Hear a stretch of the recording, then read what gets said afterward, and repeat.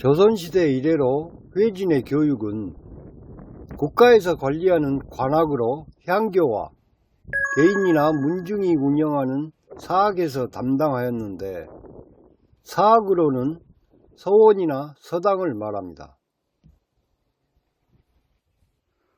회진면에서 서원은 관동단, 관남단, 내산단을 의미합니다.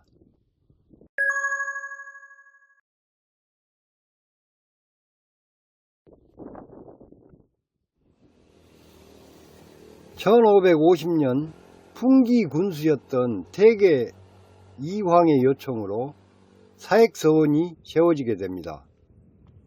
사액서원이란 조선시대에 왕으로부터 서원 이름 현판과 노비, 서적 등을 지원받은 서원을 말합니다.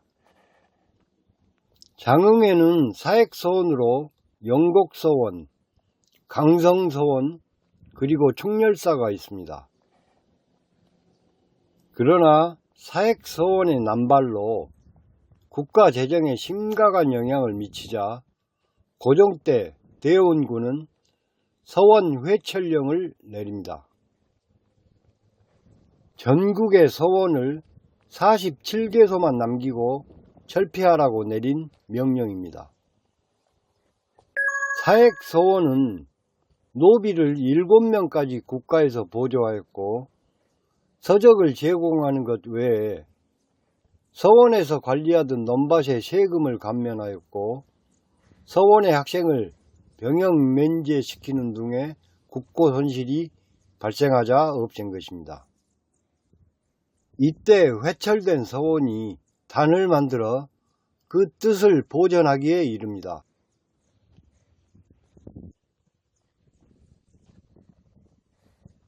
후에 단을 다시 복원한 것도 있습니다만 회진에는 단으로 남아 있습니다. 그 다음 사학으로는 서당을 들 수 있습니다. 서당의 다른 이름은 서재, 학숙, 학당 또는 글방이라고 하며 훈장이 가르치던 사설교육기관입니다. 남구리에는 1800년대에 큰 꼴에 개설된 연안서당이 있었고, 덕산과 장산에는 명덕제가 있었습니다. 명덕제의 초대 훈장 정상권님, 2대 훈장 김봉태님이 가르치다가 일제강점기에 폐쇄됩니다. 1700년대에 개설된 대리의 영덕제는 대리 신상을 비롯해 인근의 학동들이 모였고, 진목리에서는 관남단에서 안기우두님의 제자인 김재호님이 교육합니다. 삭금은 삭금마을회관과 삭금교회에서, 이해진에서는 이종훈님의 집에 서당을 열었고, 또 산저리 선악동에서는 공출신 최성곤님이, 덕흥리에서는 가장골과 개인집에서, 선자리는 1915년경 마을에, 노령리는 덕도로 글을 배우러 다니다가 1935년 송내범님이 글방을, 신상리에서는 삭금제에서 김치덕님이, 대리에서는 영덕제를 비롯 경희제에서도 서당을 개설하였으며, 장흥 위시 제각에서도 서당을 개설하였답니다.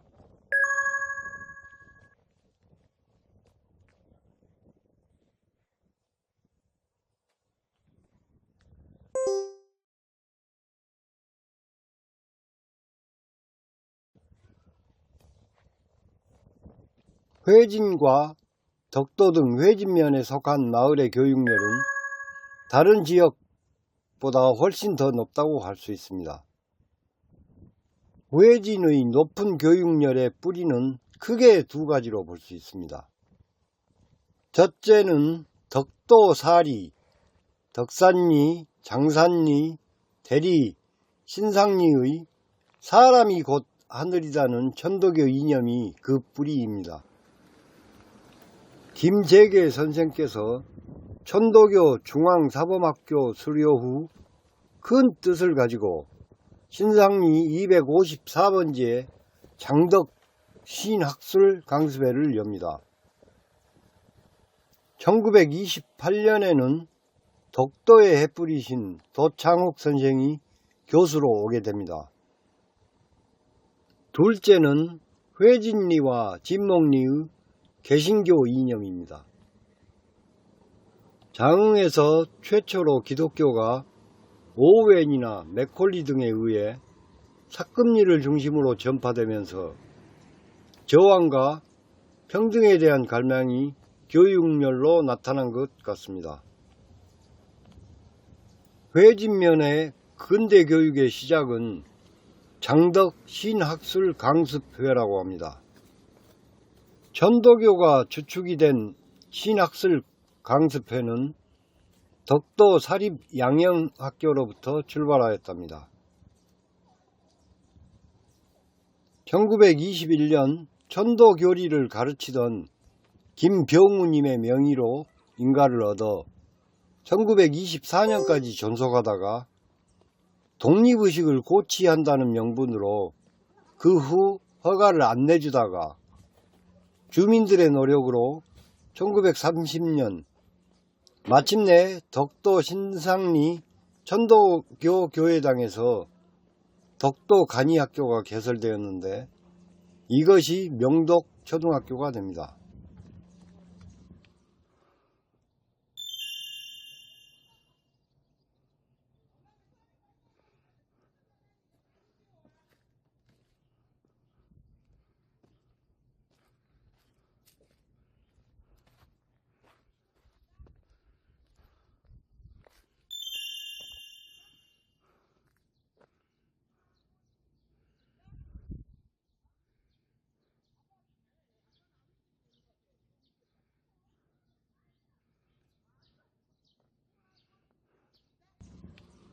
회진초등학교는 1948년 개교하였고 1966년 명덕초등학교 노령분교가 개교하였으며 1969년 삭금초등학교가 개교하였습니다.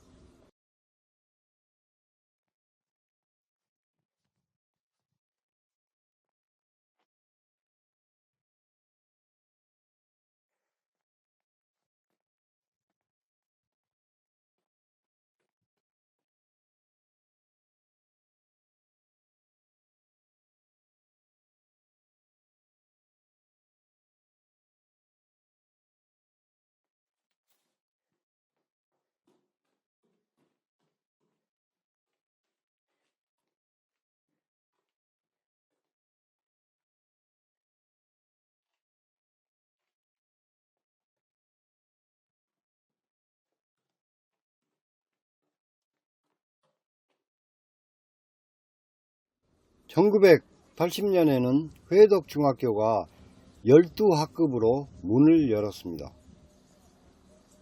회진중학교가 아니고 회덕으로 한 것은 회진의 교육에서 덕도의 중요성을 빼지 않기 위한 것으로 보입니다.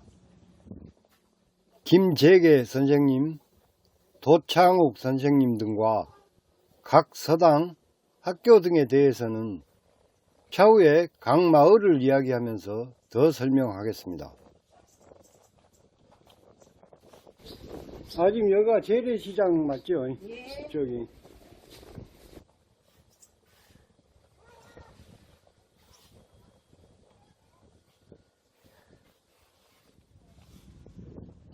회진 전통시장은 1960년대 중반 덕도와 회진리 간에 제방이 만들어지고 1974년 명덕 번영회가 주관하여 신장로를 개설하고 확장하면서부터 선창 주변에 자연 발생적으로 형성됩니다.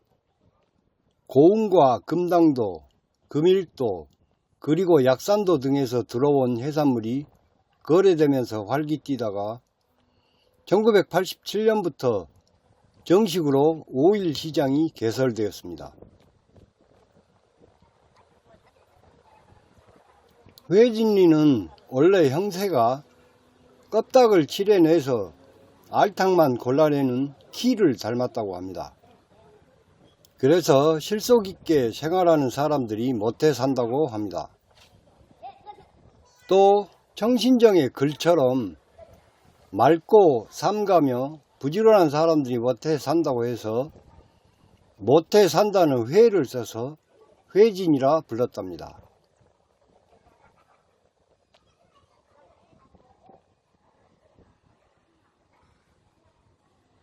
기록에 의하면 조선 초기 광산 김씨 김민경님이 연안에 터를 닦은 것으로 되어 있습니다. 연안은 큰골 저수지가 있는 골짜기를 말합니다. 그 후 창녕성씨, 경주 이씨 등이 입주했다고 하며 수군 만호가 주둔하면서 경주 이씨, 김해 김씨들이 마을을 크게 이루었답니다.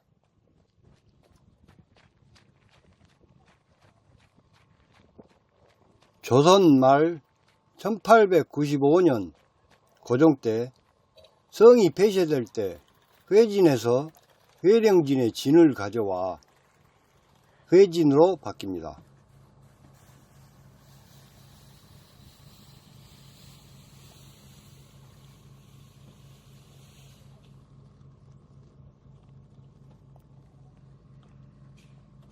(1974년) 인구와 가구수가 늘어남에 따라 회진리가 동구, 남구와 서구로 자체적으로 나뉘었다가 1986년 4월 1일부터 회진면 동구리가 되었습니다. 날도 뜨거운데 오늘은 너무 무거운 이야기만 한 것 같습니다.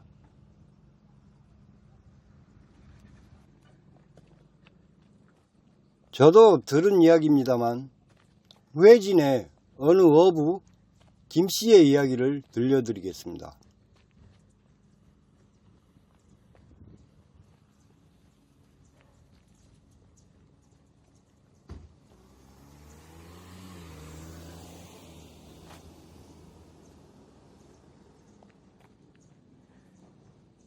갑자기 닥쳐온 태풍에 그물을 걷지 못하고 며칠 뒤 바다가 잠잠해지자 김씨가 동료 어부 이씨와 둘이 그물을 거들어 갔는데 다 찢어진 그물에 해구가 걸려 있었답니다.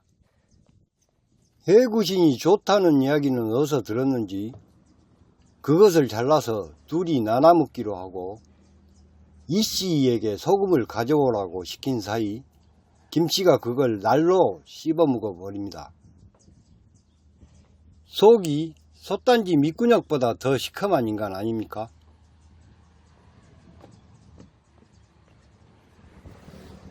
해구신을 먹고 난 뒤 김씨의 부인이 밤마다 곡소리를 내더니 한 달 뒤 그 집 전체 식구가 곡소리를 냅니다. 부인이 세상을 떠나자 김씨가 부인을 재취하는데 이 부인도 두 달이 못해서 숟가락 땡겨불고 삼치한 부인은 2주 만에 보따리를 싸서 야반 도주합니다.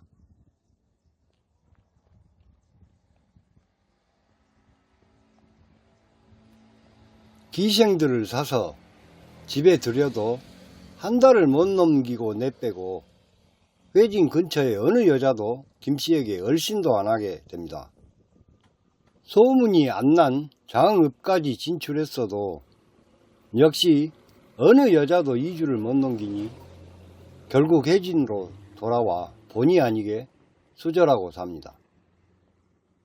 간혹 겁대가리 없이 물정 모른 여자가 달라들었다가 저 새끼는 인간도 아니단 하면서 치를 썹니다.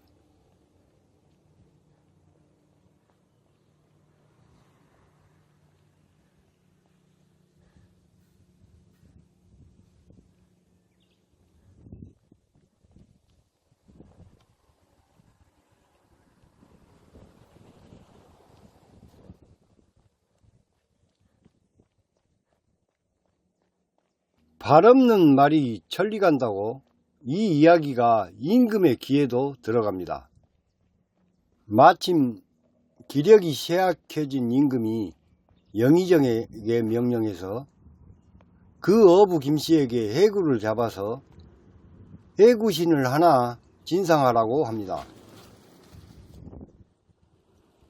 그러자 영의정은 또 이조 참판에게 해구신을 2개 진상하라고 합니다.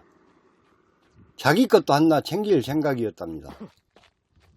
그래서 이조 참판은 전라감사에게 3개, 전라감사는 장흥부사에게 4개, 장흥부사는 어부 김씨에게 해구신 5개를 진상하라고 명령합니다.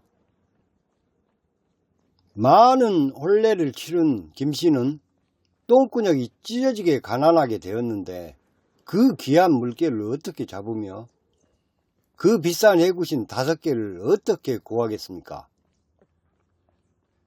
임금님께 진상을 거부하면 맞아 죽기 때문에 할 수 없이 동네 개를 5마리를 외상으로 사서 잘 훈제하고 말려서 장사또에게 보냅니다. 제일로 큰 놈은 사또가 챙기고 4개를 전라감사에게 보내니 전라감사가 또 그중 제일 큰 놈을 챙깁니다. 그리하여 마침내 임금은 제일 쬐깐한 놈을 먹습니다.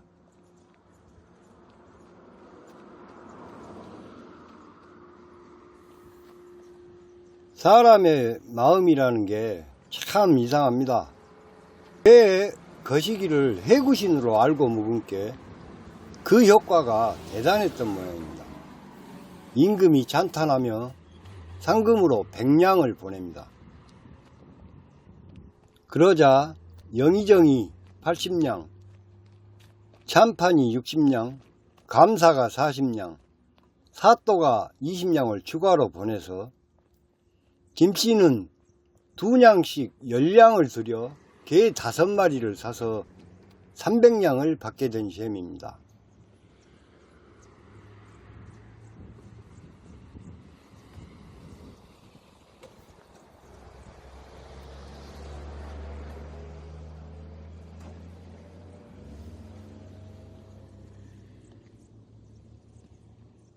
(300냥을) 포상으로 받고 난 김씨가 회진 앞바다를 보면서 깔깔깔 웃으며 소리 지릅니다. 푸하하하하, 개 젖도 모르는 것들이 정치한다고. 영의정, 이조참판, 전라감사, 장흥부사는 요즘으로 말하면 전부 고위 공무원들 아닙니까? 개 젖도 모르는 놈들이 정치한다는 말의 유래가 회진에서 나왔답니다.